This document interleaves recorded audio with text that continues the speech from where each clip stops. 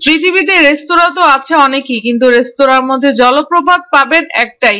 বিস্ময়কর এই রেস্তোরাঁর অবস্থান দক্ষিণ পূর্ব এশিয়ার দেশ ফিলিপাইনের কুইজন প্রদেশে। সেখানকার সান পাবলো সিটিতে ভিলা এস্কুডেরো রিসোর্টের ভেতরে জলপ্রপাতের প্রায় গা ঘেঁষে তৈরি হয়েছে এই রেস্তোরাঁটি।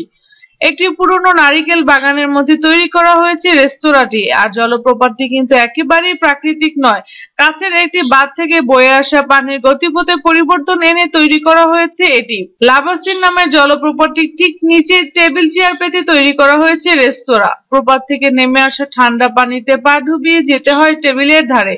পানির ঝমঝম আওয়াজের মধ্যে গরম গরম খাবার খেতে আজব এই রেস্তোরাঁয় পর্যটকের ভিড় লেগেই থাকে। ফিলিপাইনের স্থানীয় খাবারগুলো এখানে পরিবেশন করা হয় তাদের ঐতিহ্যবাহী কায়দায়। স্বচ্ছ পানির মধ্যে পা ডুবিয়ে খাবার খাওয়ার সময় ঝর্ণার পানির বিন্দু বিন্দু ফোঁটা এসে ভিজিয়ে দেয় অতিথিদের।